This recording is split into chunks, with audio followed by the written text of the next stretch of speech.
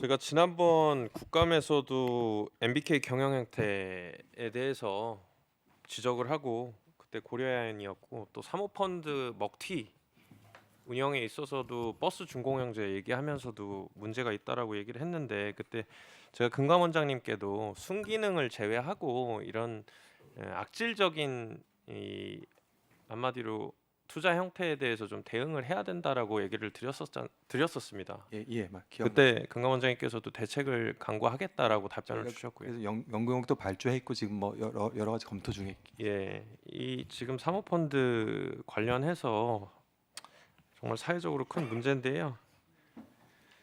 지금 홈플러스 임직원이 19,500명 수준이고 입점 기업이 8천여 개, 납품업체까지 하면은 경제활동 인구가 대략 한 10만 명 정도로 추산이 됩니다. 혹시 김광일 대표님 홈플러스 회생 이후에 매각하실 겁니까? 아니면 정상 운영하실 겁니까? 저희한테 권리가 없고 회생 계획 법원에 승인받는 거에 따라 되어 있습니다. 일단은 정상 영업, 정상 운영하는데 일단은 예, 그러니까 회생 법원에 있는 건 알고 있고요. 그 이유를 얘기하는 거지 않습니까? 지금으로선 저희가 어떤 계획이 있는 건 아닙니다. 그러니까 매각을 하는 것도 그럼 가능성을 두고 있는 거예요? 그건 뭐 채권자 협의회의 의견이 더 중요하겠죠. 그건요. 근데 저희가 어떤 뭐 회생 이후의 절차를 염두에 두고 준비해서 회생을 신청한 게 아니라요. 네, 부도 날까봐 급히 회생을 신청한 거거든요. 알겠습니다. 그 아까 다른 의원들께서 다 지적을 해주셨고 신용등급 하향 조정이 됨에 따라서 금융조달 비용이 상승한다고 뭐 예상돼서 기업 회생 신청을 좀 했다. 근데 신용등급 하락이 기업어음 발행이나 금융 문제로 이어진다는 결론이 없다는 것까지 다 얘기가 나왔습니다. 그 일반적으로 우량채로 인정이 되고 이게 기업 회생의 주요 원인이 된다라고 주장하기엔 인과관계가 좀 약해요. 근데 이 절차를 한번 살펴보면요. 회생 신청을 보면은 자정이 조금 지나서 0시 3분에 하셨어요. 맞죠? 예, 뭐 그렇습니다. 내용 잘 모르세요? 뭐 그날 뭐 밤 늦게까지 밤을 새워가면서 신청서를 준비하고 준비된 대로 넣었기 때문에 그 시간이 맞을 겁니다. 네, 당일 11시간 만에 개시 결정을 받았어요. 근데 우리 의원실에서 파악을 해보니까 24년 법원에서 기업회생 개시 결정 걸리는 평균 기간이 어떻게 되는지 아십니까? 제가 이번에 개시 결정 받으면서 들은 바로는 하루 만에 나온 게 가장 빠르다고 들었습니다. 네, 평균 시일이 47.4일이에요. 이게 작년부터 위기설이 있었던 건설사들도 보면은 신동아 건설이 16일, 대우조선해양건설이 14일, 오늘 얘기 나왔던 삼부토건도 10일 소요됐어요. 근데 어떻게 3일 만에 서류를 준비해서 법원이 바로 개시 결정을 내리는지 참 의문이 듭니다. 그래서 절차를 좀 더 들여다봤어요. 통상적으로 전자소송 시스템 기업 회생을 신청하게 되면은 사건 배당팀에 접수가 됩니다. 팀에서 재판부로 사건 배당이 되고 재판부가 사건을 인지하고 그때부터 대표자 신문 절차라는 이 회생 여부에 대한 심사를 진행을 하게 돼요. 근데 홈플러스 신청 과정을 보면 자정에 신청한 사건을 바로 사건 배당팀에 새벽 1시에 공식 접수해서 재판부로 넘겨요. 1시간 만에. 그리고 재판부가 이를 몇 시에 인지했는지는 모르는데 결론적으로 아침에 홈플러스한테 연락을 해가지고 신문 일정을 잡았다. 이렇게 돼요. 그리고 10시에 신문이 열렸죠. 그렇죠? 예, 10시 신문 했습니다. 네. 아까 말씀드린 대로 보통 평균 한 47일 걸리는 거를 이게 지금 신문이 바로 열릴 걸로 예상을 해가지고 뭐 현장에서 이 기다리고 있었는지 모르겠어요. 그건 아닙니다. 아니 근데 근처에서 대기를 하고 있지도 않았는데 어떻게 바로 그 심리 절차에 바로 참여를 합니까? 저희 그 변호사님 지도에 따라서 저희가 신청을 준비했고요. 그 절차를 진행했습니다. 아니 그러니까 그건 알겠는데요. 보통 심리 절차가 얼마나 걸릴지에 대해서 알 수가 없는 건데 어떻게 그렇게 빨리 10시에 결정이 나고 11시쯤인가 심리 참여를 한 거죠. 그죠? 그 부분은 뭐 저희는 그날 경황이 없어서요. 변호사님께서 말씀하신 대로 법원에 갔고 네, 알겠습니다. 예. 그리고 또 하나 확인한 게 있는데 메리츠 금융그룹 주요 채권사 맞죠? 예, 맞습니다. 여기도 회생 신청을 뉴스를 보고 알았다고 합니다. 보통 기업 회생은 워크아웃 같은 것들 채권자랑 논의하고 진행하죠. 논의하셨어요? 사전에 논의하지 않았습니다. 그러니까 당장 상거래 못할 정도로 돈이 없는 것도 아니고. 근데 왜 바로 법원으로 갑니까? 채권자랑 상의도 안 하고.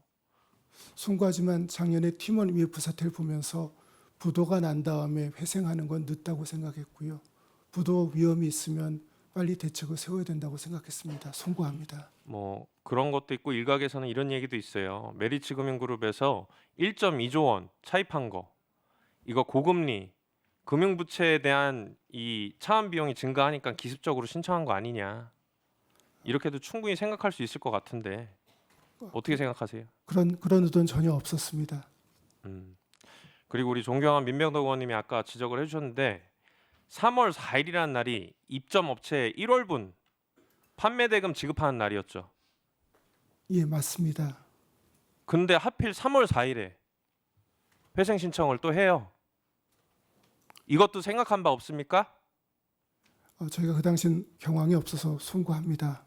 경황이 없고 송구하다는 얘기 좀 그만하세요. 제대로 된 답변을 못하면 맨날 송구하다는 얘기만 합니까? 이거 기업회생 신청 사유도 석연치 않고 채권자 논의도 안 하고 자구책도 없고 이게 대국민 기만극 아닙니까? 그래놓고서는 지금 정상 운영하겠다, 매각 안 하겠다. 매각할 것 같으니까 질문하는 거 아니겠어요? 지금 하는 행태를 보니까.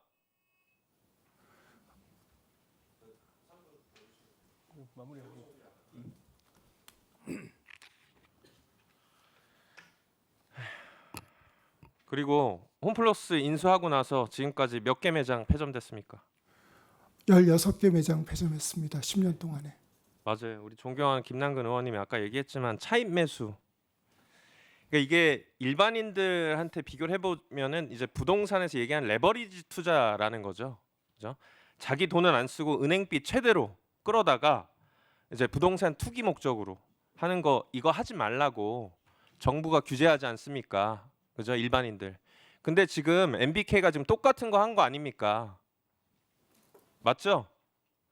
예. 7.2조 원 인수자금 중에 2.2조 원 투자자 펀드로 마련하고 5조 원 정도가 지금 다 차입해가지고서는 진행한 거로 2015년에 다 나왔어요. 그죠? 우선주까지 포함하면 3.1조가 저희 지분 투자 금액입니다. 그러니까 그 얘기가 없다가 이제 와서 얘기하는 거고.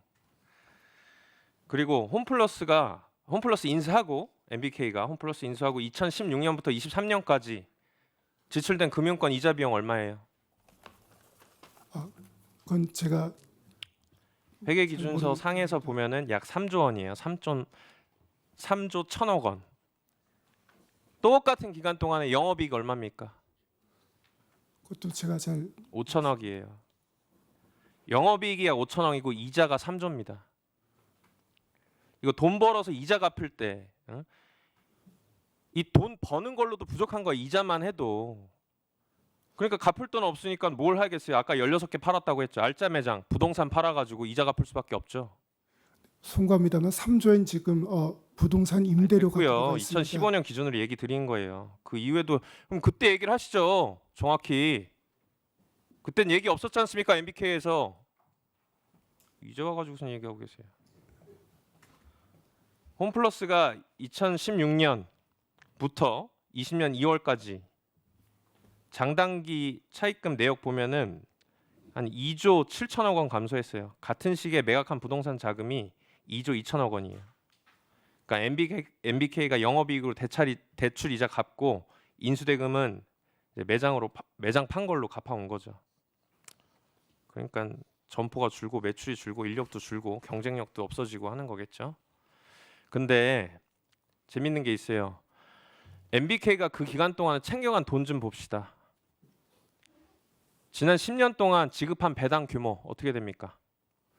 저희 보통주가 받은 배당은 0원이고요. 우선주가 현금 배당을 매년 300억 안팎 받은 게 있습니다. 10년 동안 배당 규모가 7천억이고 24년 공시된 자료에 따르면은 상환전환 우선주 1조로 늘어나 있어요.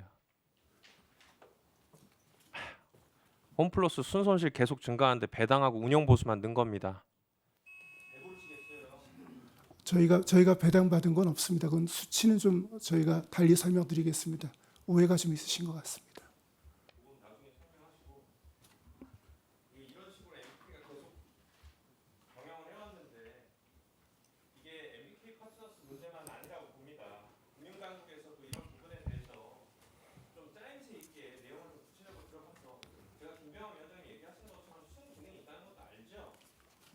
근데 지금 우리가 순기능만 보고 이런